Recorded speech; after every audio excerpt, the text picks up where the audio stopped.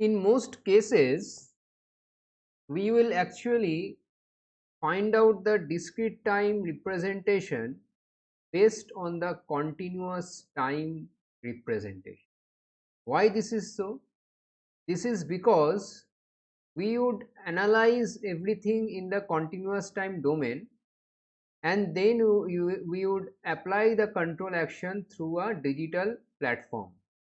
So what is happening, if you simply try to understand that in a signal basis, so we are supplying a control signal which is a signal which is discrete in manner in the sense, if you remember the sample data control system loop, you'd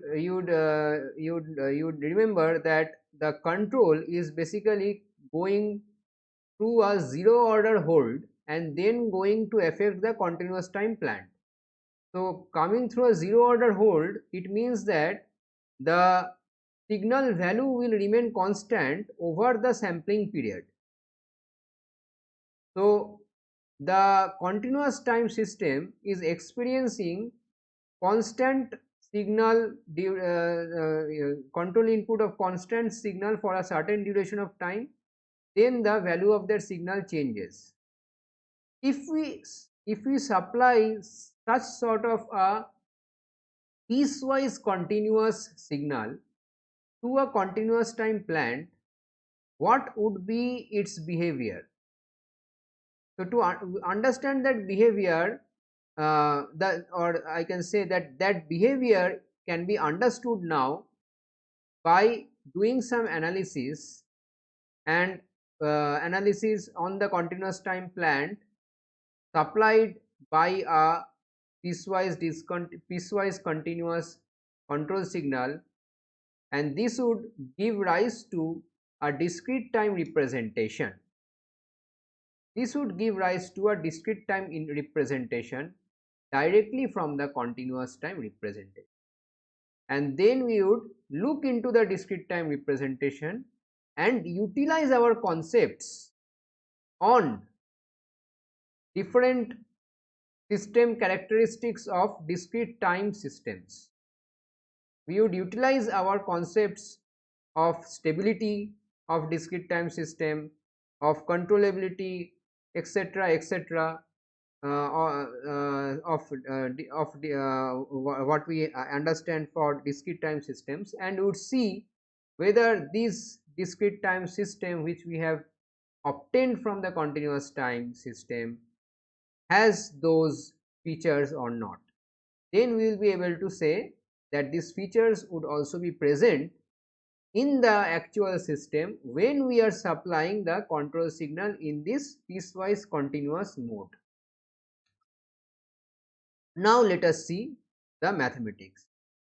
So the system to start with is a continuous time system. What we are trying to do, we are trying to discretize the continuous time system based on the idea of supplying piecewise continuous signals. So whatever be the signal, the solution, general solution is always this. Whatever be your u, the general solution is always this. So from this solution, I am trying to find out what xt will be at k plus 1 t. Now this, what is this k and what is this t? We already know t is the time period of sampling, the sampling time period, and k are the instants at which we are sampling. So along the time axis, we have divided the time axis into these periods. These are uniform sampling is happening, so these periods are equidistant to each other. These steps are equidistant to each other.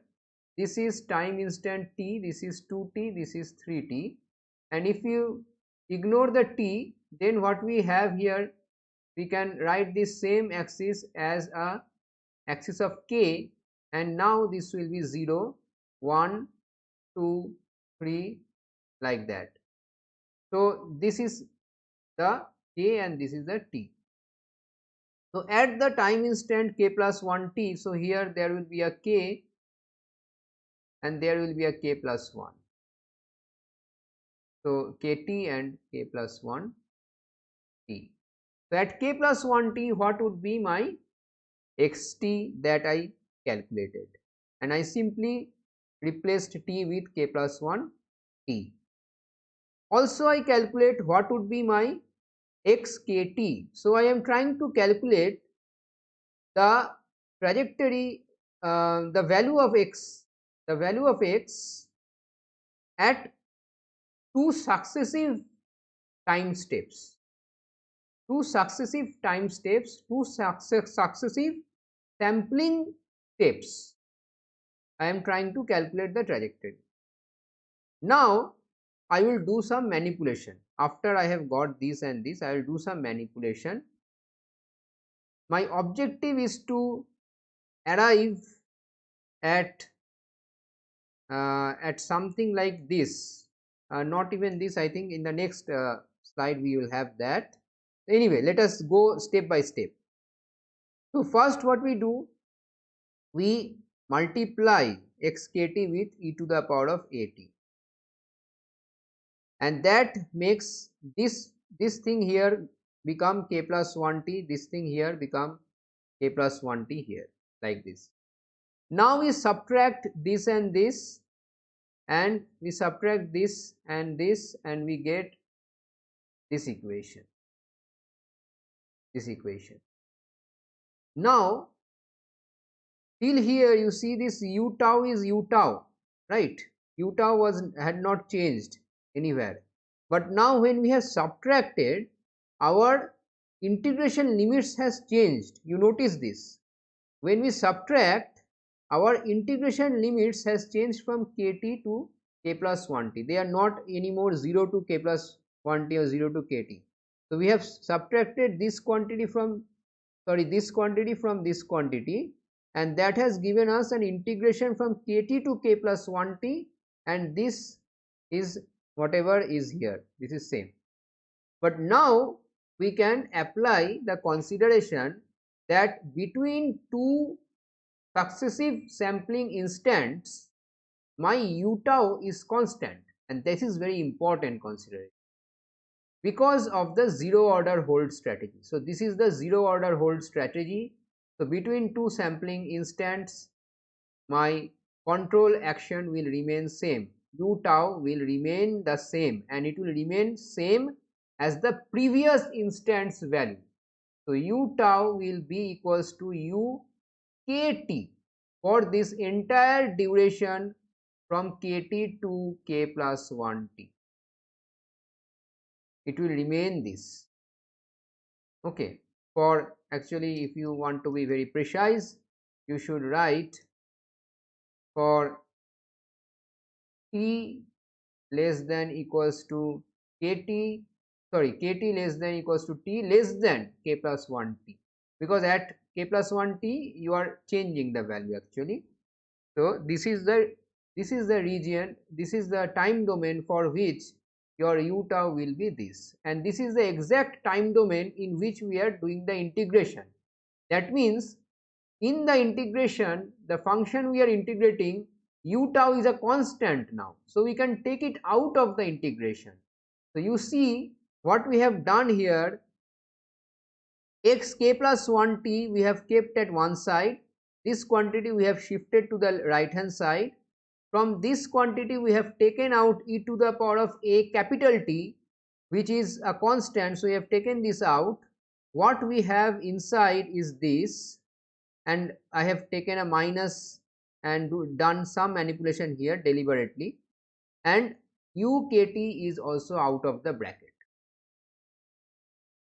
Now what we will do, now we will do some variable manipulation of variables. We will let tau minus kt equals to alpha, and then what will happen inside the integration, the limits of the integration will change. This would be minus a alpha b d alpha, that d tau will change to d alpha, and these changes will happen. And now I am pushing this back inside, and I am having t minus alpha, capital T minus alpha, which I am assuming beta now.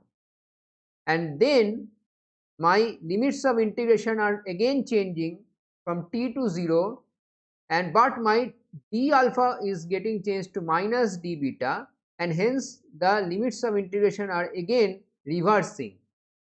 And now I have this sort of an equation. I have this sort of an equation.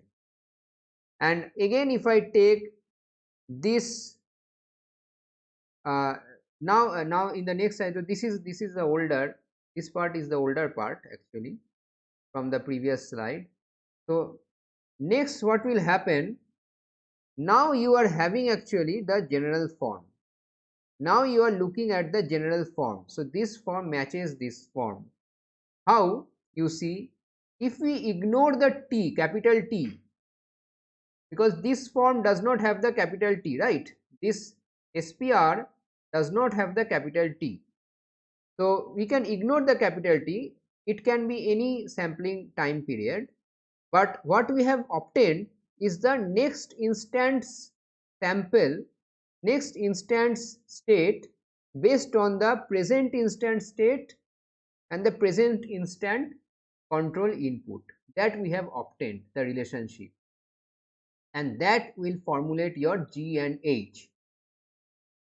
So this is what we have obtained, and hence my G will be e to the power of a t, and H will be integration 0 to t e to the power of a tau b d tau. This A and B are the matrices from the continuous time representation. Whatever representation, in whatever form it was represented, you directly do a e to the power of a capital T, you will get the G matrix of the discrete time representation. You do a integration like this, you will get the H matrix of the discrete time representation. By the way, what will be your F and H? Since y and x are related, whatever way it was related in the continuous time case, that relationship will still be there. Only it will come in samples, not continuous. But the algebraic relationship does not change. Due to sampling, the algebraic relationship does not change. So F will be C and E will be D, same as they were. So this is a very important derivation and a very important relationship that you should always remember.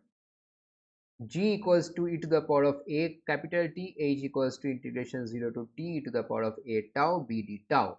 When we are discretizing a continuous time system by sampling time of capital T, then the discrete time system that comes out, the G and H of that system will be equals to this. So you can very well understand that the properties of the matrices A and B will not be the same as the properties of the matrices G and H. So we have to re-evaluate, or you have to re-look into what exactly G and H has come out to be, and then analyze the properties of the matrix.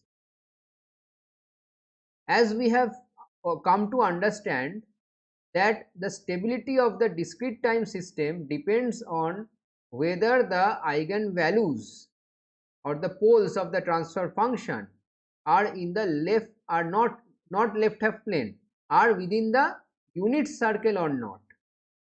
Similarly, here we have to actually check the eigenvalues of G matrix now and see whether they are in the unit circle or not. Then the unforced system will be stable by nature. If the eigenvalues are not within the unit circle, then you have to do something about it and see whether you are able to apply some control signal so that you can actually achieve stability or not. And that analysis we have not yet done for the continuous time systems also. and that is left for us to take in the further lectures. But I think this yeah, there is another slide. So this is the derivation of the discrete time system from the continuous time system, with the consideration that the input signal is coming through a zero order hold. This is also called Euler discretization. No, sorry, this is the discretization with the zero order hold. Okay, so there are other ways of discretization. So there are other ways of discretization using shift operators, using delta operators, Euler backward difference, forward difference, many other sorts of discretizations are there. This is one of the more popular and traditionally used approaches. Now, how to solve? So we have a state space representation now, but how to solve? So the state space representation looks like this. This is the form. So you need to find a general xk equals to something. You need to find out. So from here you can very well see that you can actually start putting k equals to 0, k equals to 1, and obtain some relationship with the previous values of x0 and x and u. So we start doing that, and after a while we discover that there is a pattern evolving out, and that pattern is like this: xk equals to this thing, and we can write it in a compact form like this. We can write it in a compact form like this, and this is almost having the same idea as the solution of the continuous time systems, where my solution was dependent on the initial condition and the subsequent control signals. In the continuous time case also it was the case like this. We had a relationship with the initial condition, and we were integrating over time for the entire duration of the control signal applied. Here we are summing over time, summing over the time steps. So now if we have an unforced system, then we can arrive at the definition of the state transition matrix once more. It is the matrix which transitions the initial state to the final state. What is that matrix? That is the g to the power of k matrix. So the state transition matrix is simply g to the power of k. Now with the Z transform also you can arrive at the same solution.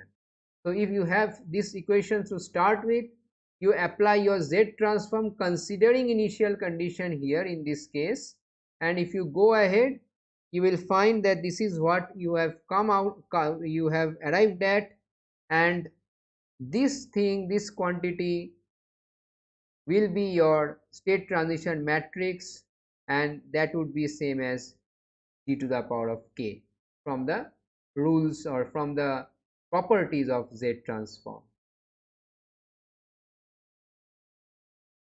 Now looking at the state transition matrix, one can ascertain these few properties of the phi k, and phi k being g to the power of k. When phi k is g to the power of k, only then these properties will hold. When phi was e to the power of 80, then some other properties were holding. Now these properties are holding, but you can see a similarity in these properties, like this sort of property was there as well. What is this? The state transition matrix satisfies the system equation. Okay, what is this? So phi k is the state transition matrix. Okay, it satisfies the system equation. Phi inverse k is phi minus k, phi 0 is I, phi k1 phi k2 is phi k1 plus k2, phi k0 is phi k minus k0. This is something additional you are looking at here. This actually means that you you are starting from k equals to k0, not from, you are not starting from 0 but from k0. So if that is the case, then then you will have phi k minus k0. And I forgot to mention it in the earlier case also. There also phi t0 was phi t minus t0 actually. So this is some relationship. Now solution in terms of phi can be written in this way, knowing that g to the power of k is phi k. So with that I come to the end of the lecture, and thank you for your attention. This also completes our discussion on discrete time systems, looking at the structure of the discrete time systems. Now further, whatever system oriented understanding we will gather for continuous time systems, the same system level understanding will be there for discrete time systems, sometimes in the exact manner, sometimes it will change a bit, but those properties